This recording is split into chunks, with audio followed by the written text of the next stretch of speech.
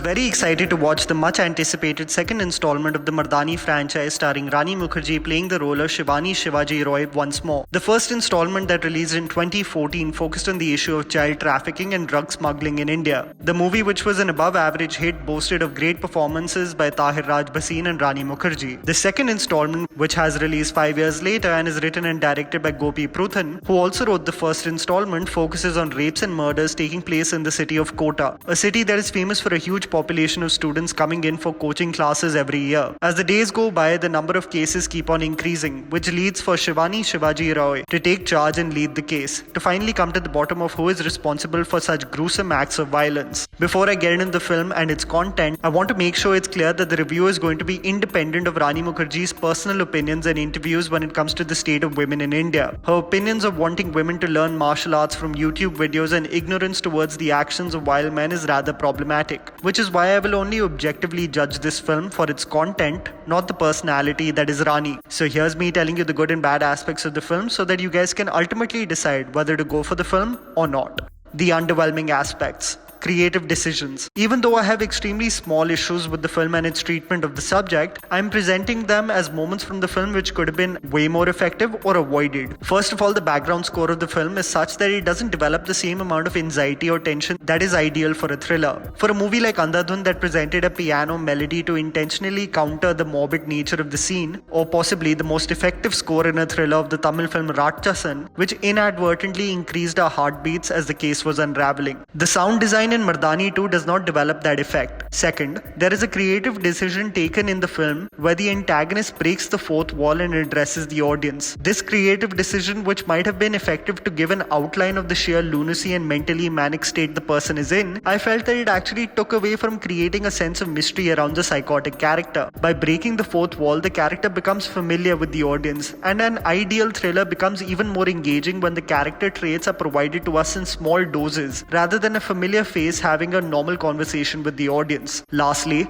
there is a sequence which showcases Shivani Shivaji Roy speaking to the media, in which she speaks great lengths about the restrictive and sexist nature of Indian society. Where the intended goal, that is, to highlight the daily struggles of being a woman, are reached, the sequence actually is disconnected from the development of the story and actually doesn't do anything for the grand scheme of things as the plot develops. A moment in the film that I felt was just placed for a theatre reaction rather than a key plot point in the film. The good, not for the faint-hearted. Before you step into the theatre for this film, you have to be very well informed about the fact that this film is not meant for the faint-hearted or squeamish. The film is unapologetically gory and doesn't shy away from portraying all the nasty details about the crimes. There will be images of the corpses, the detail of the act committed with flashbacks of the actual event taking place. I read many articles about Mardaani 2 and they suggested that it glorifies acts of violence. I'm sorry to say, but that opinion is something I find terribly misleading and disgusting. The intention of the creators to just showcase the severity of the crimes is not to satisfy some sick, twisted part of your brain, but to actually showcase the reality at the ground level. How many of these devils that lurk around on a daily, who are a product of their surroundings and upbringing, and the lengths to which they go to harm our own daughters and sisters. So if you think this film is going to sugarcoat anything, you're highly mistaken. It in moments will be extremely tough to watch, but from a narrative standpoint is effective in getting its point across.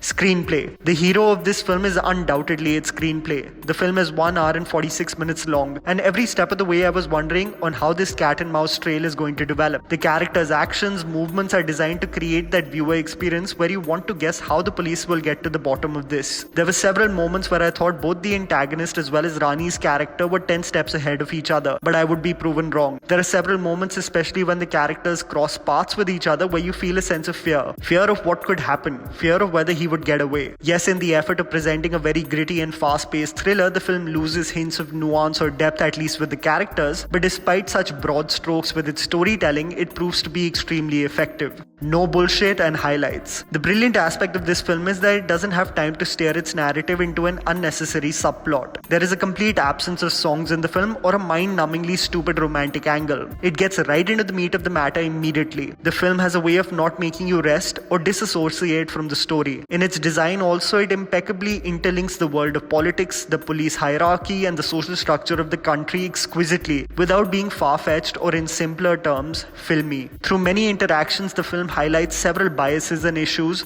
women have to face both in the personal and professional front. The preconceived notions people have about successful working women in the country, and victim blaming as soon as heinous crimes come in the news. The slight criticism though that I will have for the film is that even though the film focuses on women being badasses and provides them courage to face grave situations head on, the film completely neglects the issues such as men being accountable for their actions, the problems of upbringing the boys of today who will become the responsible citizens of the country in the future. Performances. The film solely shines because of Vishal Jethwa and Rani Mukerji. Rani is essing the role of Shivani Shivaji Roy for the second time and is brilliant in every frame she features in. She is blunt and fearless. Character traits that make her extremely successful in her portfolio, but also in the process creates enemies, both in the police force as well as the perpetrators in the crime. It's great to see Rani on the big screen, and even though her interviews might be cringy to witness, her capability as a performer can never be doubted. And what a find by Yash Raj when it comes to Vishal Jethwa. In the first frame itself, the man will transfix you. His eyes are so expressive, his body language so convincing. Props have to be given to Yash Raj for believing in such a young talent. Vishal is exceptionally menacing, disgusting and vile in this film. It was a brilliant marketing strategy as well to not show rushes of him in the trailer, as I was shocked on how good he was as the antagonist. The impact of the film beyond its screenplay is actually the powerful performances by Rani and Vishal. So I must conclude by saying that this film is a gritty, disturbing and engaging thriller that focuses on crimes sadly that we are marred by in our society today. Even though the movie does not focus on how we as a society have failed to teach our boys basic ethics and empathy for other humans, it does send its message through highlighting the basic social problems we have even in 2019 and how we have taken away the basic freedom for our women to live and breathe freely without any fear in this nation. And that was the video, guys. Write down in the comments below what you thought about the movie. Please don't forget to follow me on Instagram. The handle's right in front of you. Follow me at JammyPants4. Also, please support us by smashing the like button and subscribing to our channel for weekly content ahead. Thank you for watching.